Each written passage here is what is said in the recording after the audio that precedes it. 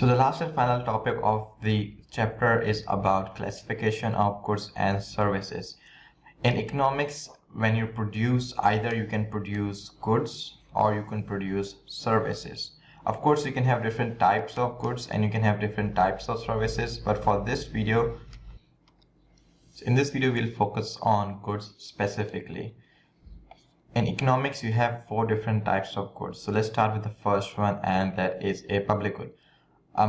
The best way to understand different types of goods is by examples. The most common example of a public good is that of a street light. Right. So public goods are defined as goods which are non-excludable, and they are non-rival. They are non-excludable and they are non-rival. What does that mean? Let me put it this way. Suppose there's a guy and he paid for the entire building of the street light, entire building of the street lamp. Now, if someone else shows up, if 2 other guys show up and they stand under the light to use it, they will be able to benefit from the light whether or not the guy who built the light likes it or not. So doesn't matter who built the light, everyone will benefit as they pass along. The idea is that they are non-excludable. You can't exclude anyone from it. Once you build it, it's there for everyone's use. There is very little chance that you can somehow exclude it for only to those who pay for it. Another example of this could be a road. If I build a road and I pay for the entire construction of the road, and let's say it's a public road, anyone with a car, anyone can pass, anyone can use that road regardless of whether they paid or not. That means that the road is non-excludable. You can't exclude anyone from it. The second thing about public good is that they are non-rival. What that means is that if someone else uses it, it doesn't reduce the good. So if I build the street light and I'm using it, I will have the same intensity of light towards my direction, given that the light is fairly constructed, than anyone else who is around the light, surrounding the light. The same thing goes with the road. If I construct the road and I pay for the road, regardless of anyone else paying or not, if they use it, they will have the same benefit as I do. The benefit will not diminish. Compare this with, let's say, a private good. Let's say a chocolate. If I buy a chocolate bar and I eat half of the chocolate bar, right now, and let's say if I eat 3/4 of the chocolate bar, and if I give the chocolate bar to someone else, they will not have the same benefit as I did, because their availability to the chocolate bar will be lesser than mine.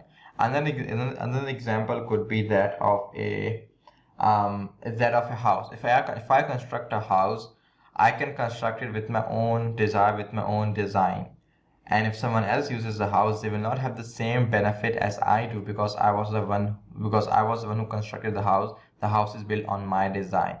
The thing is that public goods are non-excludable. If you build something, anyone else can use it whether or not they pay for it or not. And they are non-rival. Whether or not you like it or not, they will have the same benefit as you do, regardless of whether they pay or they do not pay.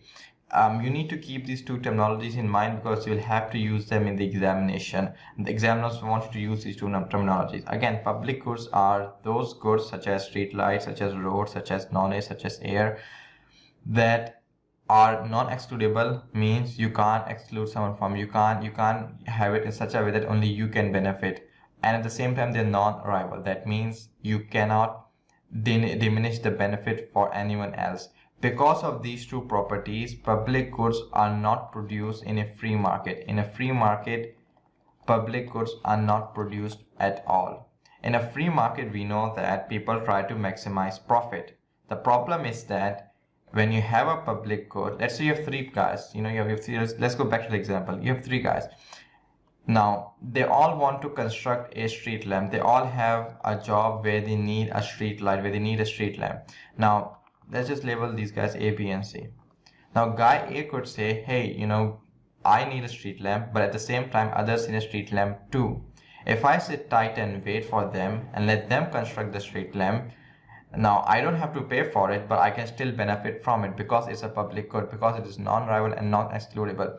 Guy B could say, hey, C and A also want a street line. Let me wait, let me be patient, and let these guys, somehow construct it, and then I can benefit from it.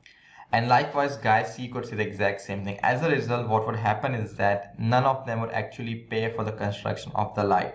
Again, in free market, people we assume to be profit maximizers, so they try to maximize profit. And if you think about it logically, it doesn't make sense for any single individual to pay the entire cost for building the street light. They could simply wait for the other one to build. And logically speaking, if everyone is trying to profit maximize, no one is going to build the street lamp, which is the case in free market where the public goods are not produced.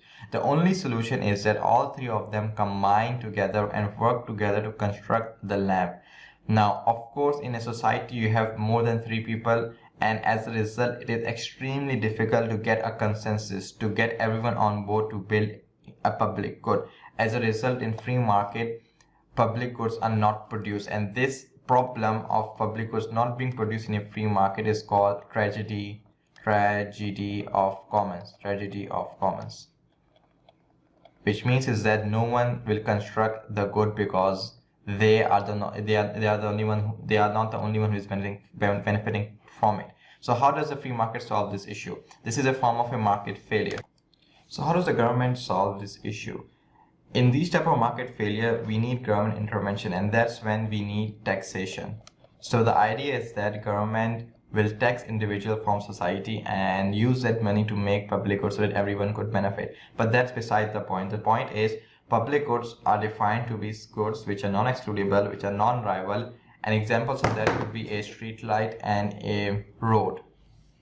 The second type of good is that of a private good. Private goods are excludable, and they're also rival. What that means is that they are the opposite of public goods. Let's take an example of a chocolate, right?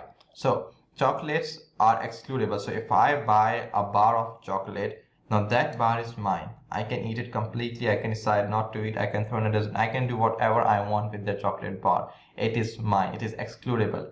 It is exclusive to me. Unlike street lamps, where if I build a street lamp, or if I build a road, I cannot prevent others from using it. But as far as chocolate bars are concerned, as far as any private goods are concerned, chocolate bar, technology, any telephones, things like that, I can prevent others from using it. So they are excludable.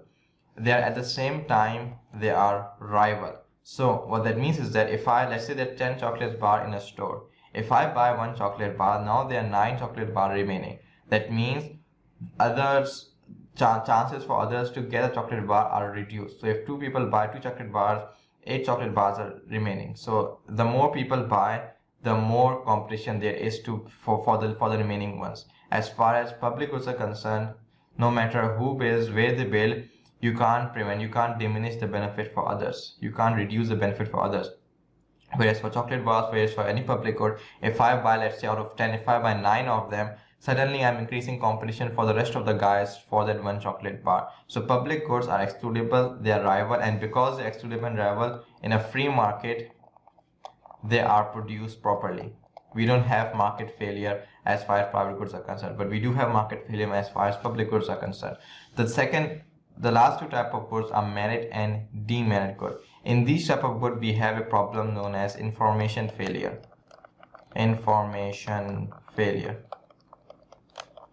Let's take merit good for instance. A good example of merit good is that of a hospital. Now, if I were to ask you, what is the benefit, the financial benefit of good health?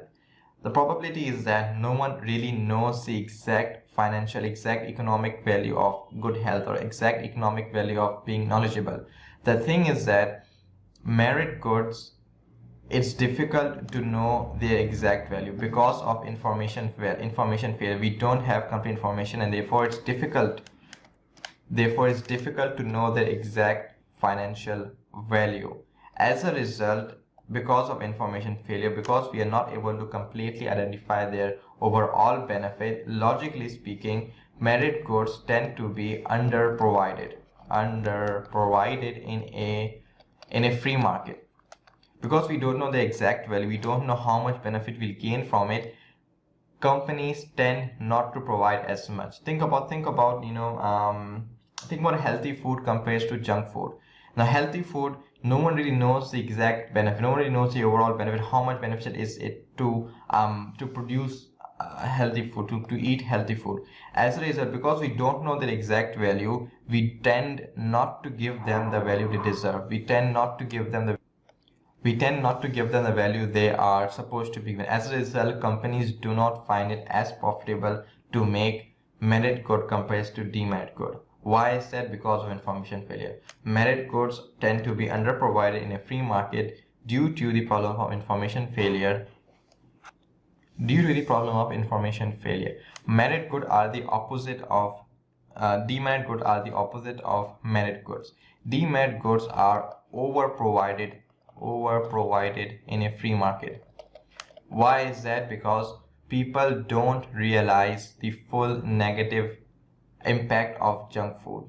Junk food make us happy, but we don't know how unhealthy. Most public, the general public doesn't know the true value of how unhealthy junk foods are. There is information failure, and because of the information failure, companies provide more junk food than the society needs. Because people don't really know the complete harm they may cause to our body, we tend to keep on eating them regardless whether they are helpful or not. So, as from a profit maximizing perspective, it is beneficial for companies to overproduce demerit goods. So demerit goods, because of information failure, they are overprovided in a free market. What do you need to know for examination?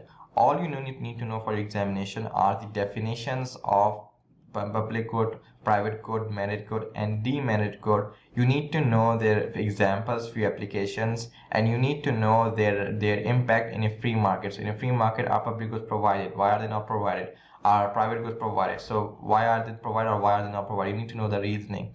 And then there's one more type of good which you need to know but not in detail, which is known as quasi good. These goods have some elements of public goods and some elements of private good. Quasi goods they have some elements of public good and some elements of private good. Example of that are private roads where you have to pay a toll for you to use them. Another example of public good could be private beaches. Now, public could use private beaches, but at the same time, you have to pay some sort of fine. There is some sort of excludability. So you can exclude a certain amount of people, but you can't exclude every single one. You will have employees and other workers who will be working there and using the beach. At the same time, they don't have to pay for it. So they have element of excludability. At the same time, they have some elements of non-excludability. So those type of goods which are somewhere in between of private and public, we call them quasi goods. Hopefully this was helpful, and feel free to ask any questions.